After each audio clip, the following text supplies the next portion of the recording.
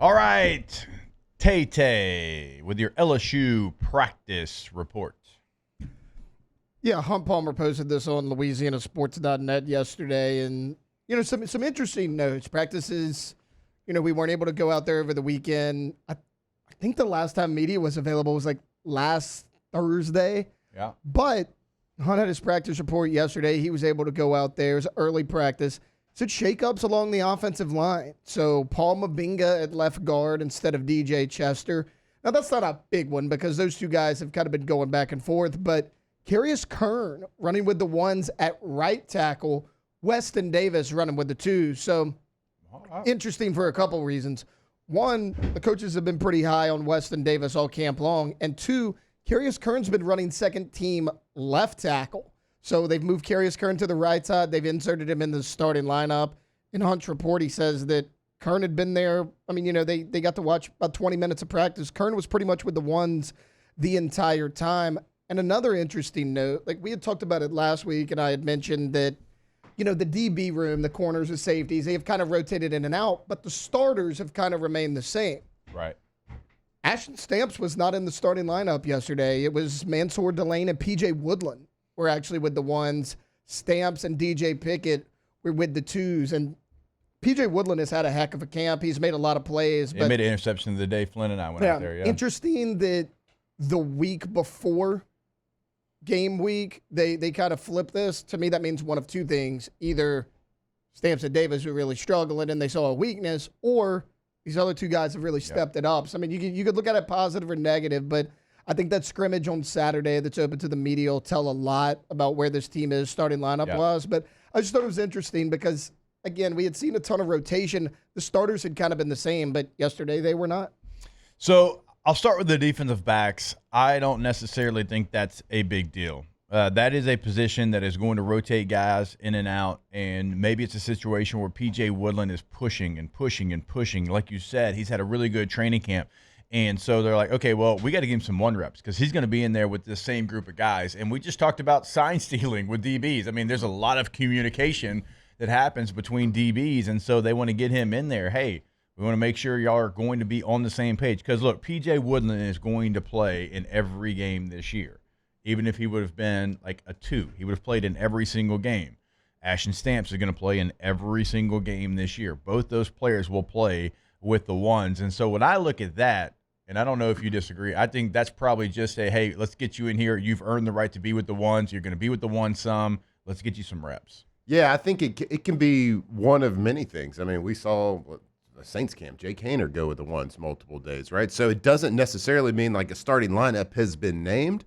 Or in the DB room, like I want to know what our base personnel like. Are we nickel? Because there's probably going to be 3 cornerbacks in the game for most of the game. So there's 3 starting cornerbacks. Well, I mean, what would you call this? Is kind of going back to the conversation that we had just yesterday. I'm expecting it to be 4 defensive linemen, all right, 4 DBs, 2 linebackers, and a star. What are you going to call that? Maybe on first down.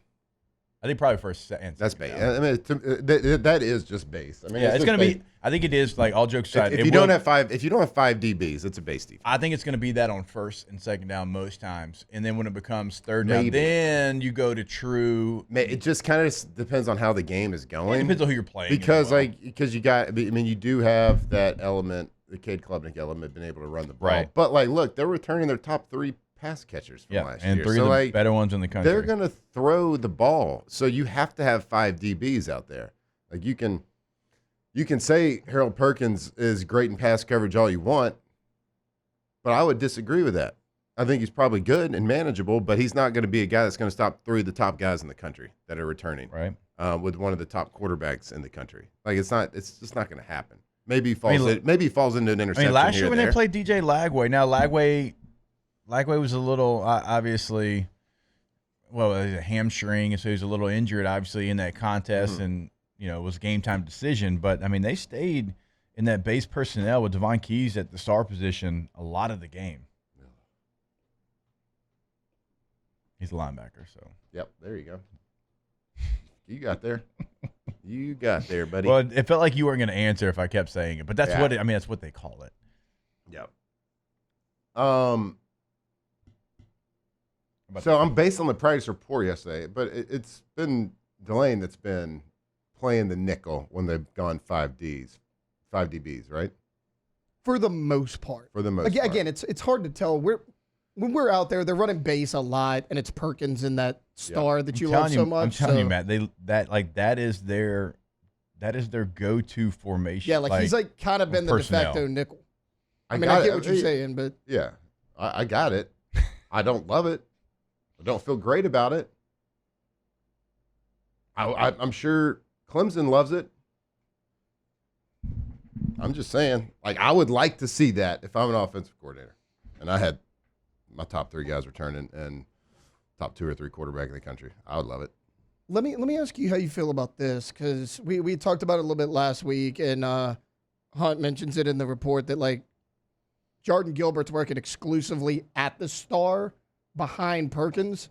So let's say they just take Perkins off the field and put in Gilbert on 3rd down. I wouldn't take Perkins off the field, but when it comes true 3rd down, I'd find a place for him. And I don't think any of us. But he's not going to play strong safety in the NFL. He's not going to be a pass defender. So that's when you're going against Clemson, you got to have 5 pass defenders out there, true pass coverage people. I don't think Harold Perkins is threatening to be a safety in the NFL. Even with all the Q run stuff, you still would keep it the same, just because of the ability. Yeah, that's why he's dangerous, because he can throw it and run it. Go watch his film. He makes every throw. That's why I'd find a place for him that's going to put him in pass guard. They're not going to run, pass. 1st, 2nd down, run, 3rd down, pass. It's not going to happen. They're going to try to do a little bit of that early on. But I like to mix it. I don't like to say that's the majority of what we're in. I don't love hearing that. Yeah, you got to mix it up. You got to move. You put Harold Perkins at that position some, but you got to move him around. You got to put his hand in the dirt. You got to put him inside. You got to walk. You got to have 3. I would do 3 down linemen, 3 linebackers, and 5 DBs. Well, I want to see what they end up doing on 3rd down though. I'm not even talking about that package going to look now. like? Well, when we say 3rd down, it used to be like Matt's talking about. It used to be run, pass. That's how college football used to be. Now it's not. 3rd down personnel doesn't necessarily even mean 3rd down. It kind of just means your sub, passing situation, which at any time, obviously in college football, it can be that. But there's going to be a change up. There's going to be a situation where you have 5 true defensive backs on the field with Perkins on the field. Yep. I just don't. The only thing that worries me, and okay, all right, everybody, I know we're listening. We're not getting into this argument about star anymore. I've already won that argument. I'm just talking about philosophy going into the game, because every time I ask about nickel personnel, who's the nickel, everyone pauses and gets quiet. That hasn't been a big emphasis in camp running that personnel, when it should 100% be that emphasis. It's not though. Well, I'm telling you that's an issue. Just telling you it's an issue. I don't want to say that. I don't want to be that guy. Feels like you do. If you were the offensive coordinator for Clemson and you had Cade Klubnik, you had your top 3 receivers coming back, what personnel would you like to see? If you said, I'm playing one of the top teams in the country, they're going to play base personnel for 80% of the snaps. Look, how about 50% of the snaps? I hear what you're saying, but I'm just telling you, he's going to hit that back pedal. Harold's going to hit that back pedal up. I'm just telling you some ground. What they did last year and what they feel Harold Perkins can do in coverage. Okay. Got it. So I'm watching Ole Miss from last year. Right now, currently. Yep. It's on my laptop. All right. Okay. Ole Miss, sub personnel, 11 personnel. I want to run the football, but 11 personnel. And for a majority of the game, you had your 4 D linemen, You had your 2 linebackers, stack backers, and you had Major Burns at the star position. Safety. I think Harold Perkins is more athletic than Major Burns. Okay. And can be as good or maybe better in coverage. Okay. But that's who, and he was close to the box the entire game. Remember last year, Devon Keys replaced Major Burns at star at the back end of the year.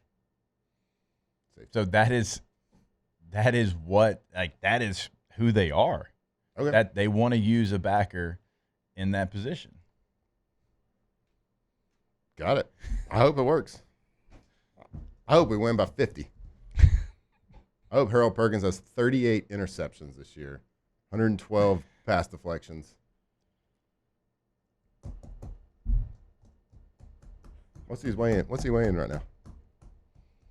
I think you're sleeping on his coverage skills a little bit. I'm not sleeping on coverage skills.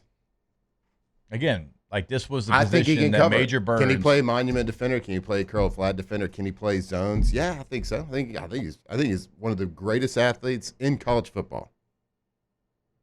Got a potential to be what All-American, okay, like Alondra said, maybe a Heisman finalist. Who knows? Then what are you reserved about then? Like what do you think he can't do? He's not a defensive back. That a strong safety can do. He's not a defensive back. And I understand that. I want 3 corners in the game. Okay, so you want to take the safety out of this equation. 2 safeties, 3 corners. That's what I'm saying. You want to take because 3 last defensive year, linemen, 3 last year linebackers. it was a strong safety or a linebacker that played the nickel, star, whatever. Would you say that we were satisfied with our defense last year? It's much better than the year before. Okay, everybody. I'm just Catholic guys got a better defense than we had. I'm not trying to argue what you're arguing. I'm just telling you that is who they are. That is what they want to do. So you can want and wish and hope, but this is going to be. That's what I'm doing. I'm wanting, I'm wishing, I'm hoping. I'm wanting, I'm wishing, I'm hoping. I'm just telling you from the other side. I would love to not see 5 DBs.